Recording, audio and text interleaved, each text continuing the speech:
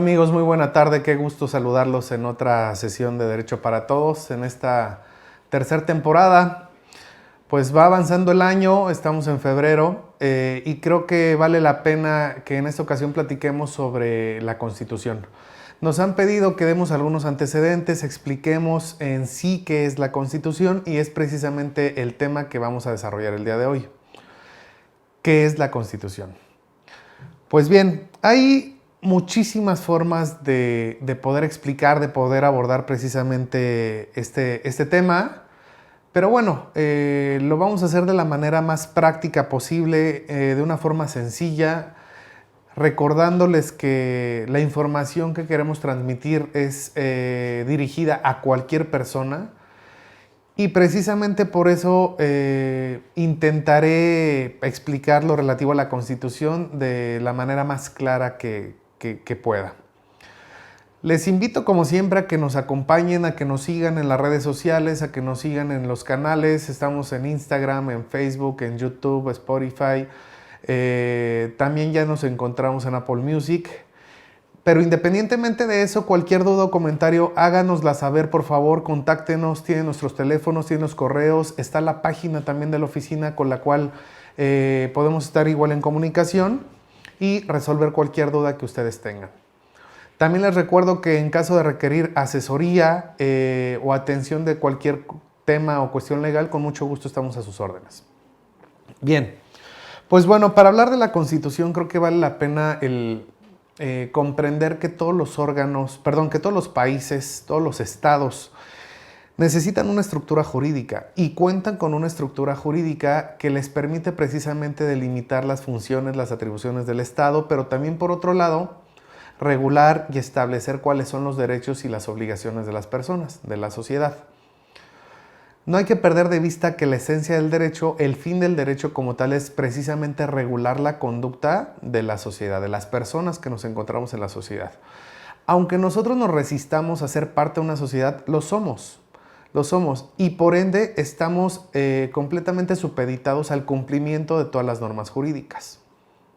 Esas normas jurídicas las encontramos en diversos dispositivos, en diversos estatutos legales que pueden ser códigos, leyes, reglamentos, decretos, incluso determinaciones judiciales, entre otras, pero todo esto debe de tener una cabeza. El hablar de la Constitución, hasta hace algunos años, significaba el tomar en consideración cuál era la norma jurídica suprema de un país. De hecho, es así como se le denomina o como se le conoce a nuestra Constitución. La Constitución se entiende que es la ley más importante, que es la ley suprema de nuestro país. Estoy de acuerdo con eso, comparto esa ideología. Sin embargo, al día de hoy esto se ha modificado particularmente a raíz del año 2011, que en un ratito más se los voy a compartir. Pero en esencia sí es correcto platicar y justificar que la Constitución es la ley suprema del país. ¿Qué encontramos en la Constitución? En la Constitución encontramos como tal los derechos fundamentales de las personas, conocidos como garantías constitucionales, pero también encontramos la organización del propio Estado. Cómo se encuentran divididos los poderes, qué funciones, atribuciones, facultades tienen cada uno de estos poderes. También encontramos lo relativo a la forma de aplicar, a la forma de modificar el contenido de la propia Constitución, entre otras cosas. Cierto es entonces aclarar que nuestra Constitución, como la ley más importante, significa que ninguna otra norma que se encuentre por debajo de esta puede ir en contrario de lo que se estipula en la propia Constitución. Ojo, la Constitución no es una norma jurídica en la que se encuentre todo lo relacionado con el mundo jurídico en nuestro país o en cualquier otro. La Constitución es la ley más importante, es la norma suprema en la que se estipulan los preceptos esenciales y fundamentales que van dirigidos tanto a la sociedad como para la debida integración y organización del Estado. Pero no lo vamos a encontrar absolutamente todo ahí. La Constitución simplemente estipula los preceptos, las ideas, los principios esenciales y derivados de estos se crean otras legislaciones que van a interpretar y van a aplicar lo consagrado en la propia Constitución. Si tienen alguna duda o cualquier comentario de lo que vamos a ir platicando, recuerden que estoy a sus órdenes para poderlo resolver en el mismo momento. Entonces, gracias. Dentro de la Constitución, como eje normativo, podemos hablar que la Constitución podría ser la columna vertebral, la estructura fundamental jurídica de nuestro país. Me voy a enfocar a México precisamente para poderlo desarrollar de una manera más precisa. Recordemos que la vida histórica, la vida jurídica de nuestro país ha evolucionado y hemos asimilado diferentes ideologías jurídicas a través de la conquista, a través de la historia que teníamos en nuestro propio territorio antes de la conquista. Hay una mezcla de ideologías, hay una mezcla de límites, de normas, etcétera, que fueron el origen de lo que actualmente somos como Estado y que son el origen también de las normas jurídicas que al día de hoy tenemos vigentes en nuestro país. Recordemos que tenemos que hablar de culturas. Podríamos hablar que las 3 culturas más importantes o reconocidas, como es la olmeca, la maya y sobre todo la azteca, son esas culturas en las cuales ya había mucha regulación. Habían muchas normas que, si bien no eran consideradas todavía como jurídicas o de derecho, esas normas permitían que la sociedad interactuara y funcionara, pero también regulaba las funciones del Estado, las funciones de las autoridades, de los gobernantes, de aquellos que representaban al propio pueblo. Llegó un momento en el que todas estas ideologías se empezaron a compilar, que es la etapa de la codificación, es decir, cuando todas esas ideologías, cuando todos esos límites, esas creencias, se empezaron a compilar en cuerpos o en documentos, que es precisamente lo que se conoce como codificación, pues entonces se empezó a contar con una estructura mucho más establecida de los ordenamientos jurídicos. Sin embargo, lo importante es advertir que, tal como lo mencionamos, debe de contarse con una cabeza, debemos de contar con una raíz o con una estructura fundamental, y esa es precisamente la importancia de la Constitución. En la Constitución encontramos los preceptos más importantes que van dirigidos tanto a los particulares como a la integración del Estado y la división de poderes. Tengo una pregunta. Nos plantean, ¿qué antecedente o antecedentes podemos considerar importantes o trascendentales en la materia constitucional de nuestro país? Pues bueno, hay que recordar que no siempre hemos tenido constituciones. No hemos tenido muchas constituciones, y aquellas que hemos tenido han sido superadas precisamente de acuerdo a las necesidades que han surgido en el propio Estado. Las 3 constituciones más importantes de nuestro país han sido la de 1824, la de 1857 y la de 1917. Recordándoles que esta última es precisamente la que tiene vigencia en la actualidad. La Constitución, publicada el 5 de febrero de 1917 por el entonces presidente Venustiano Carranza, es la norma jurídica fundamental, el eje rector jurídico de nuestro país, y que al día de hoy, insisto, se encuentra vigente. Pero antes de estas constituciones hubo muchas peleas, muchas fuerzas y movimientos sociales que nos permitieron independizarnos, recordemos esto, y gracias a la independencia, o a partir de la independencia de México, es cuando se empiezan a crear los ordenamientos jurídicos, las leyes, los códigos, los reglamentos, específicamente para nuestro país. El movimiento de independencia empieza en 1810, termina en 1821 y nuestra primera constitución es de 1824. Realmente fue casi después de finalizar el movimiento independiente. Pero me quiero regresar un poco. Antes de esa constitución hay un documento que a mi consideración es sumamente importante, porque gracias a este documento, y mejor dicho, este documento se tomó como base para la creación de la primera Constitución. ¿A qué documento me refiero? A los Sentimientos de la Nación. Este documento, Los Sentimientos de la Nación, publicado y creado por José María Morelos y Pavón, es una ideología que José María Morelos y Pavón planteó como las necesidades, como las intenciones del pueblo. Al momento en el que se constituye el Congreso Constituyente, que es el órgano encargado de crear la primera Constitución, toman en consideración precisamente mucho del contenido de los sentimientos de la nación. Entonces creo que ese puede ser un antecedente muy importante sobre cómo ha evolucionado y qué se tomó como base para crear las constituciones. Incluso me atrevería a decir que al día de hoy, nuestra actual constitución todavía cuenta con muchas ideologías de los propios sentimientos de la nación.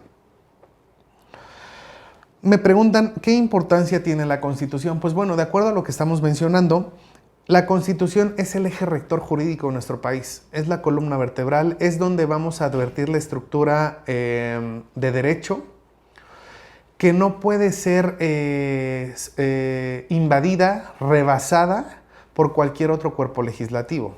Si hablamos por jerarquía, la jerarquía de la Constitución está hasta arriba de cualquier otro dispositivo jurídico que hay en el país. Y esto es importante, y esto espero que resuelva también la pregunta que nos hacen, porque al conocer que la Constitución tiene la más alta jerarquía jurídica en nuestro país, significa entonces que ninguna otra determinación legal puede ir en contra de lo estipulado en la propia Constitución.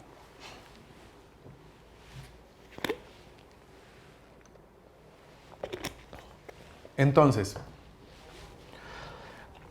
en el tema de la Constitución ya mencionamos cuáles han sido las constituciones formales más importantes. Repito, la de 1824, la de 1857 y la actual, la de 1917.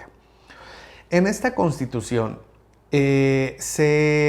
para un mejor entendimiento, para una mejor comprensión, hay unas divisiones que se han hecho de manera dogmática, de manera teórica. No son realmente formales porque no está así reconocido en la propia Constitución, más que por apartados, pero vale la pena que ustedes lo conozcan. En nuestra Constitución se encuentra dividido todo lo relacionado con los derechos fundamentales conocidos como garantías constitucionales de las personas y por otro lado lo relativo a las obligaciones, a las prerrogativas de los mexicanos, de los ciudadanos, pero sobre todo la división de poderes y la organización del Estado. Creo que esta es la diferencia más clara en las partes que integran la Constitución actual. La primera parte, que es conocida como parte dogmática, va del artículo 1 al artículo 29 de la propia Constitución y es dentro de estos 29 artículos donde nos vamos a encontrar con los derechos fundamentales, insisto, conocidos como garantías constitucionales. Quiero hacer un paréntesis para plantearles que si bien antes de las reformas del 2011 en materia constitucional y de derechos humanos se reconocían estos derechos fundamentales como garantías individuales, pues este término fue completamente superado precisamente a partir del 2011 y para muchos ya no deberían ser denominadas como garantías constitucionales. ¿Por qué me atrevo a mencionarlas o a definirlas como garantías constitucionales? Porque en la propia Constitución se hace mención de estos derechos de la primera parte que van del artículo 1 al 29 como garantías constitucionales, pero también en la ley de amparo siguen establecidos de esta manera. Para muchos son derechos humanos, derechos fundamentales, etc. En un momento lo vamos a platicar, lo vamos a abordar, pero bueno, simplemente quería hacer esa acotación.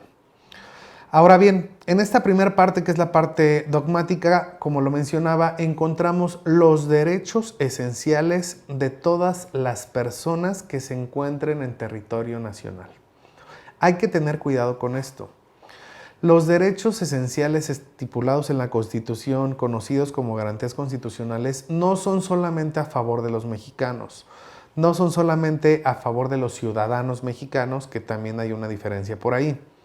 Los derechos estipulados en la Constitución son para cualquier persona, sin importar si es mexicano o extranjero, sin importar su edad, condición social, estatus cultural, situación académica, religión, sexo, edad, etc. Van dirigidos a todas las personas que se encuentran en territorio nacional, considerando que el territorio nacional se integra precisamente por las entidades federativas, islas, islotes, cayos, plataforma continental, embarcaciones y aeronaves que tengan bandera mexicana, lugares consulares o diplomáticos de México en el extranjero. Todo eso es nuestro territorio nacional.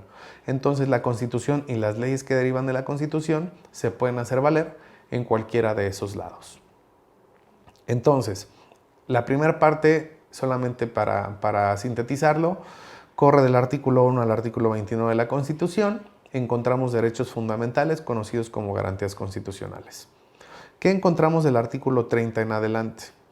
Del artículo 30 en adelante, la primera parte nos va a hablar cuáles son las obligaciones de los mexicanos y cuáles son las obligaciones de los ciudadanos mexicanos.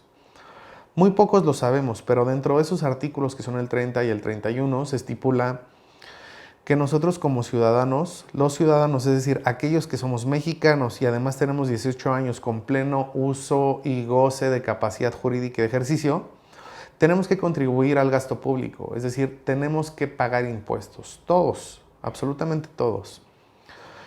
Tenemos que alistarnos en las Fuerzas Armadas. Es una prerrogativa. Esto significa para muchos una cuestión opcional, aunque para otros no lo es. Este tipo de circunstancias nos hace también o nos permite conocer cuál es nuestro compromiso al ser mexicanos y al ser ciudadanos mexicanos. Les recomiendo que revisen esos artículos porque van a encontrar mucha información que puede ser de su interés.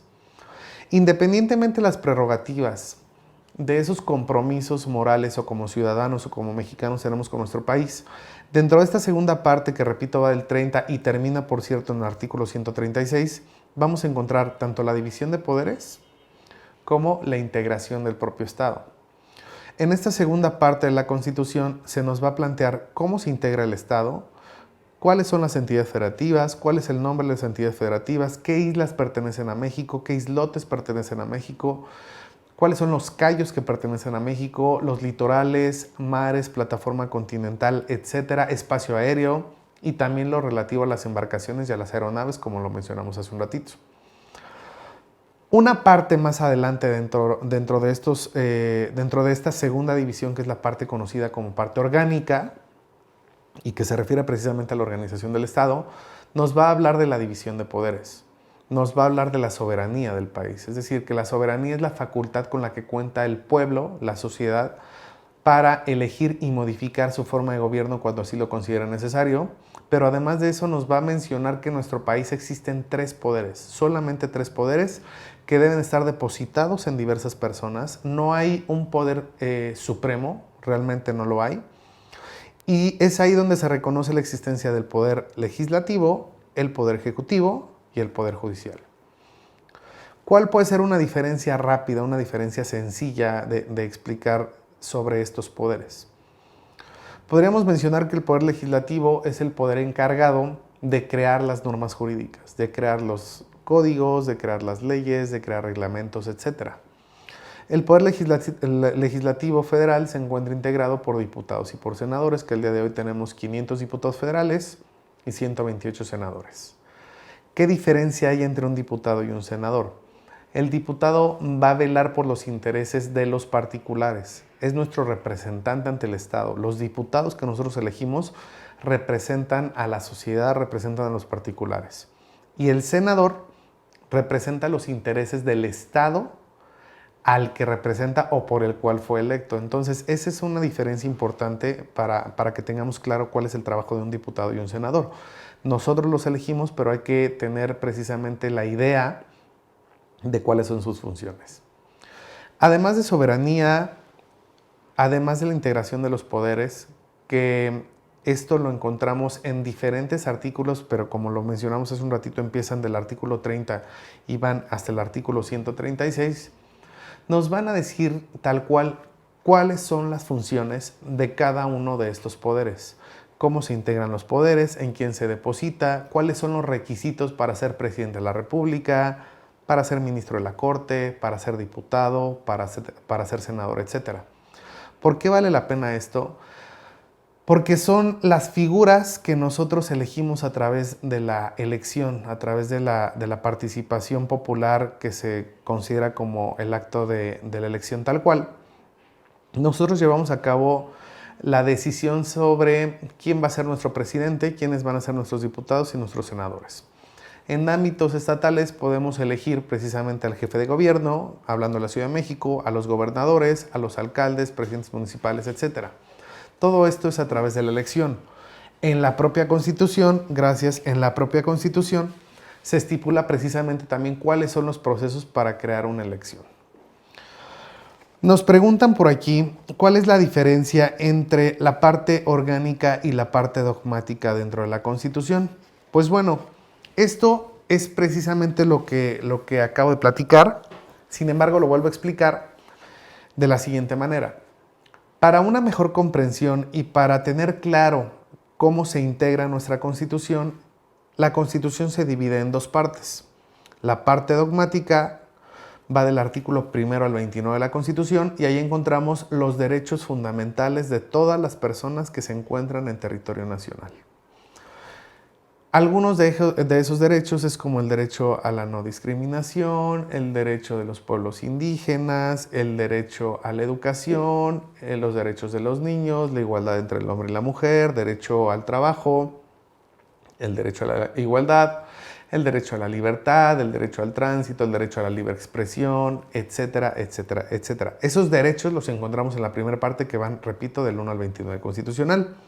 Y la segunda parte, que es la parte orgánica, es donde encontramos prerrogativas, que son los compromisos que adquirimos como mexicanos y como ciudadanos mexicanos, pero también lo relativo a la integración del Estado y la división de poderes. Entonces, parte dogmática nos habla de derechos fundamentales y parte orgánica nos habla de división de poderes y de organización del Estado. Esa sería la división más importante que pudiéramos encontrar en la Constitución y que nos permite comprender de manera mucho más clara precisamente qué es la Constitución. La Constitución de 1917 es la actual, pero no tenemos el mismo contenido que teníamos en ese momento o que se creó en ese momento.